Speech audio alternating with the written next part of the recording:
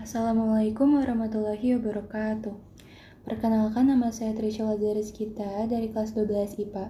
Pada kesempatan kali ini, saya akan mempresentasikan tentang mind map PowerPoint mengenai bentuk-bentuk ancaman disintegrasi bangsa yang terjadi dalam sejarah Indonesia. Saya berasal dari kelompok 3, yaitu mengenai konflik dan pergolakan yang berkaitan dengan sistem pemerintahan meliputi pemberontakan PRRI dan Permesta, dan persoalan negara federal dan BFO. Materi pertama yaitu pemberontakan PRRI dan Permesta terbagi menjadi 4 poin. Poin pertama yaitu ada pengertian, poin kedua yaitu latar belakang, poin ketiga yaitu kronologi, dan poin keempat yaitu tokoh-tokoh. Poin pertama yaitu ada pengertian.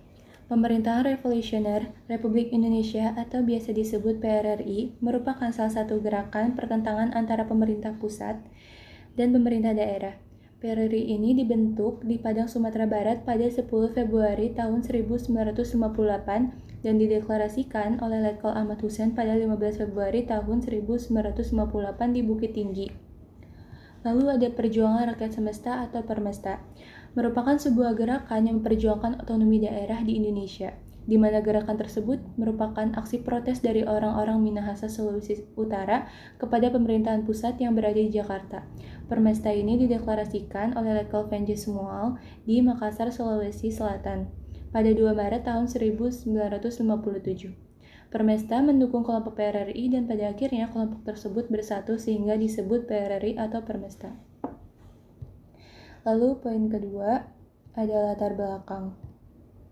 Berikut poin-poin latar belakang pemberontakan PRRI dan Permesta. Poin ke-1 yaitu ketidakpuasan dari beberapa daerah yang berada di wilayah Sumatera dan Sulawesi terhadap alokasi biaya pembangunan yang diberikan oleh pemerintah pusat yang dinilai tidak adil. Hal tersebut menyebabkan terbentuknya Dewan Militer yaitu Dewan Benteng di daerah Sumatera Barat pada 20 Desember tahun 1956. Lalu poin kedua yaitu ancaman komunisme.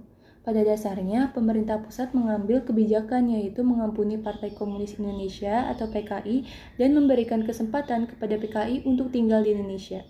Pada akhirnya, PKI masuk ke dalam 4 besar partai politik pada pemilu tahun 1955.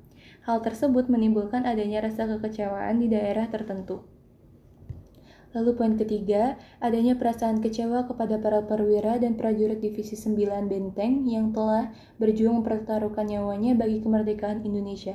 Hal tersebut disebabkan karena Divisi Benteng diciutkan sehingga menjadi kecil dan hanya tersisa 1 brigade. Lalu poin keempatnya, adanya keterlibatan dari pihak asing.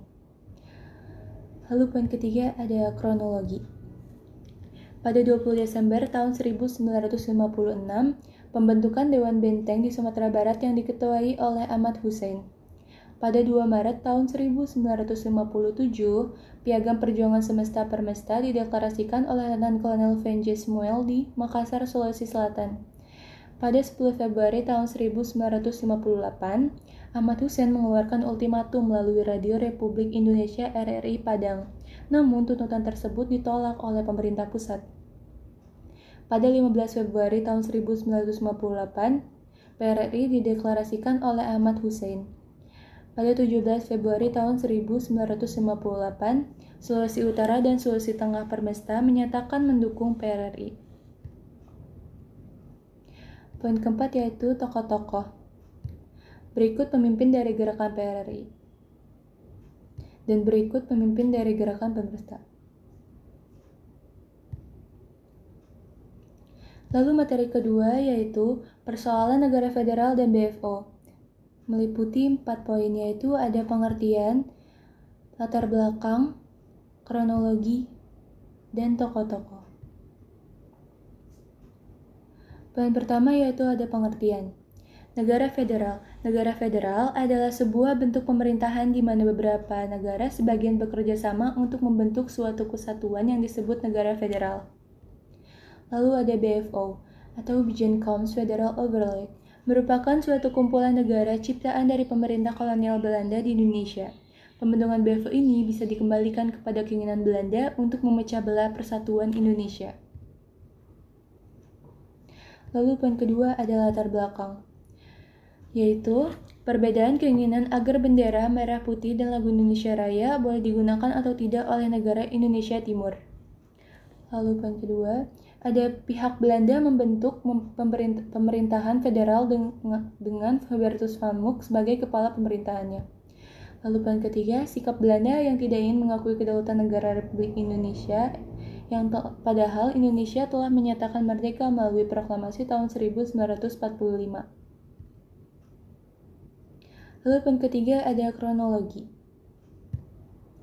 Pada 24 Juli tahun 1946, diadakan konferensi Malino di Sulawesi Selatan. Pada 29 Mei tahun 1948, BFO didirikan di Kota Bandung, Jawa Barat dan diketuai oleh Sultan Hamid.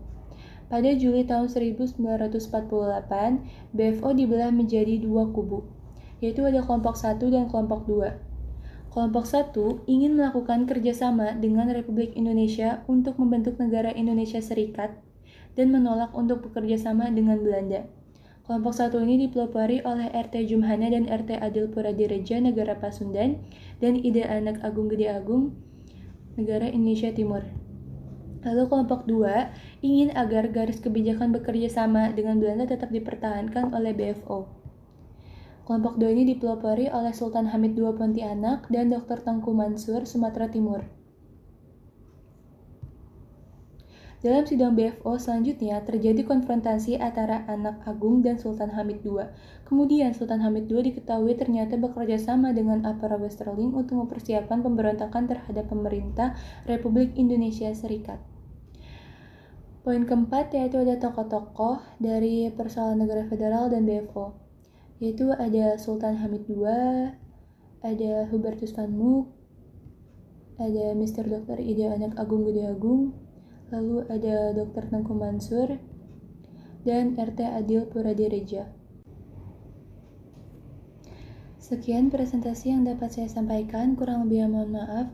Wabillahi taufiq wa hidayah. Wassalamualaikum warahmatullahi wabarakatuh.